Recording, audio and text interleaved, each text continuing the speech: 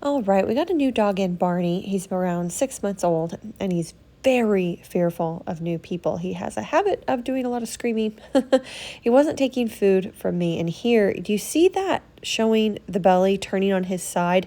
This is often misconstrued for a dog wanting to be pet, but many times it can actually mean the dog wants you to go away. It's showing that they're not a threat and it wants you to go away, and that's why he's doing it. He's very fearful, wants me to know that, he doesn't mean any harm and go away. So I just hung out, just became a sense of smell. I changed up my treats, and he liked these a lot better.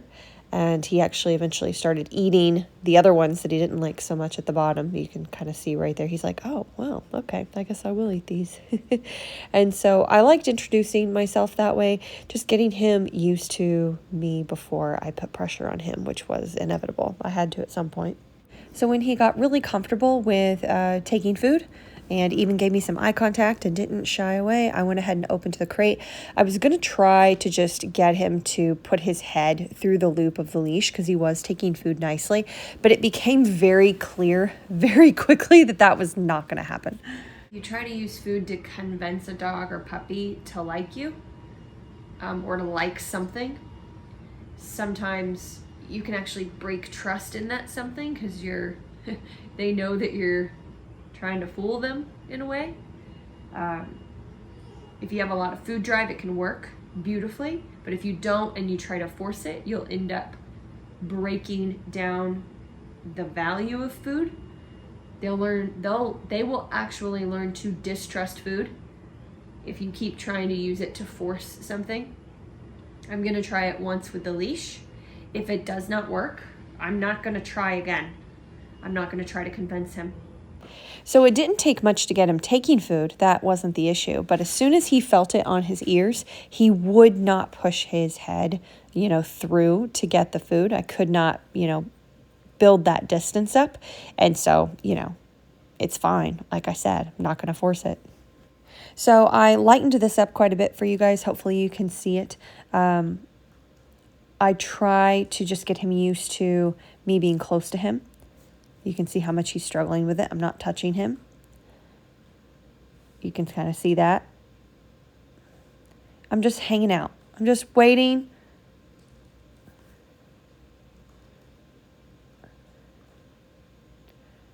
Just waiting for him to settle.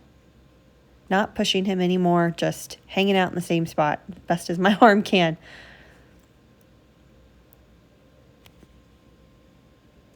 It became clear I wasn't going to get this around his neck deep in the crate. So I actually took the leash out and chose to just do my hand instead. I'm not touching him yet. He's touching me, but I'm not touching him yet. Maybe I'll just get him used to my hand first. We'll forget the leash. Not touching him yet, just pressure.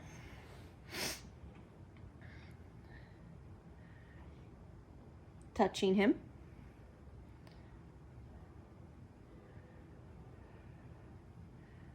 Creeping up to the neck.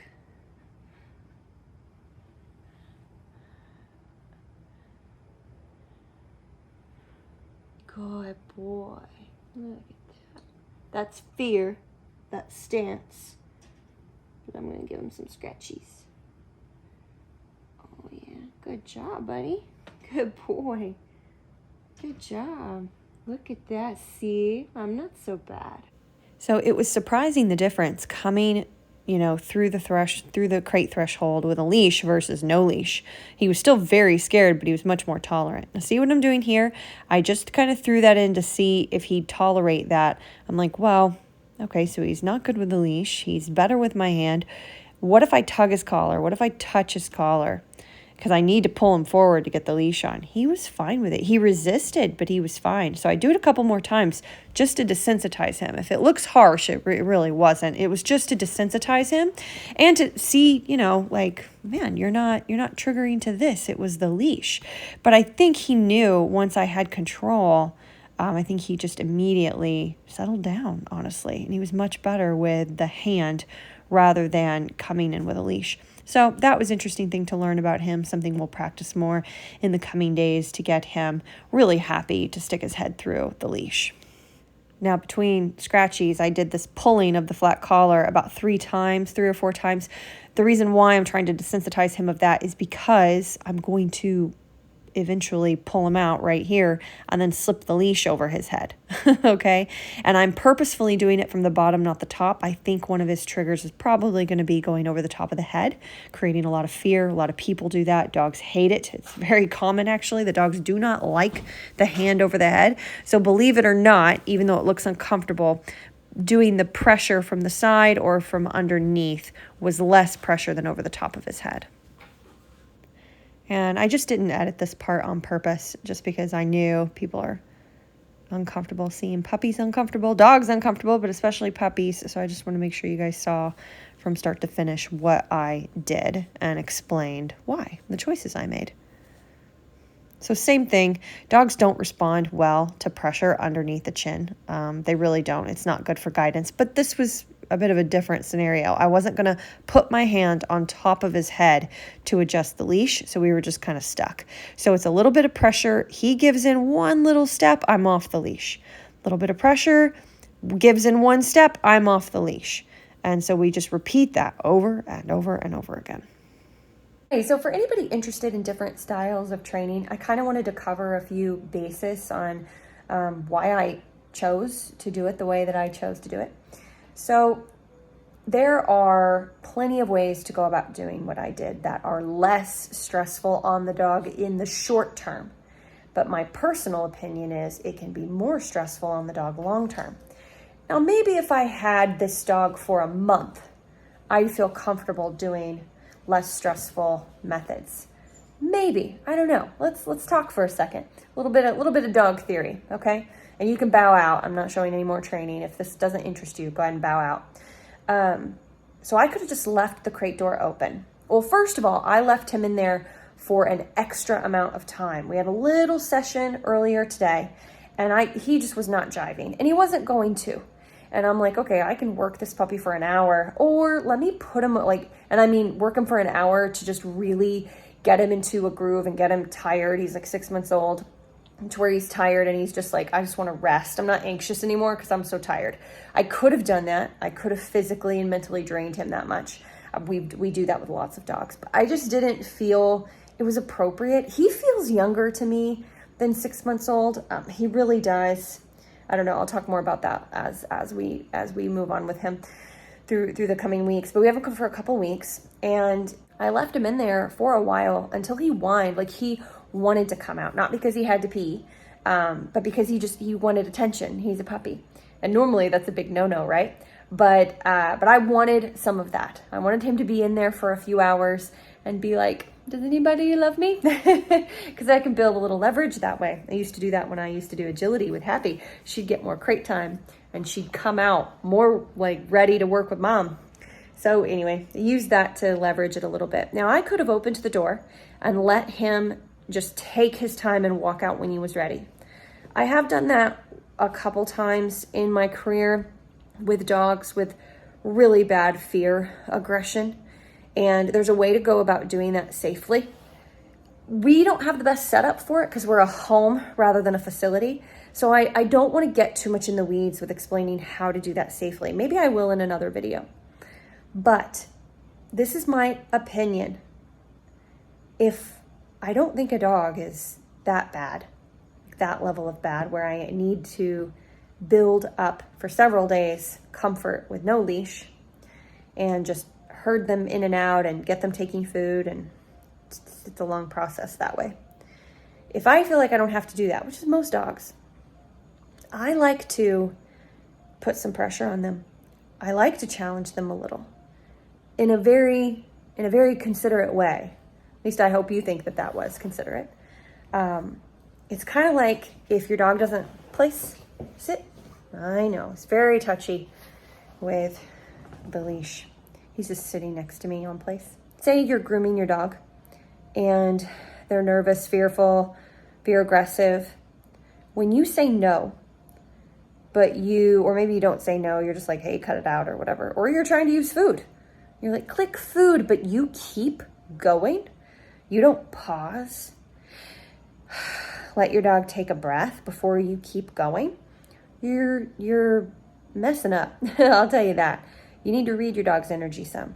So let me be clear. I was not pushing him any harder than I thought he would go. I was not pushing him to the point of freaking out. If I had of, he would have freaked out very quickly and easily. I've seen him do it. So I'm able to take the time to put pressure on him, but create pauses, okay?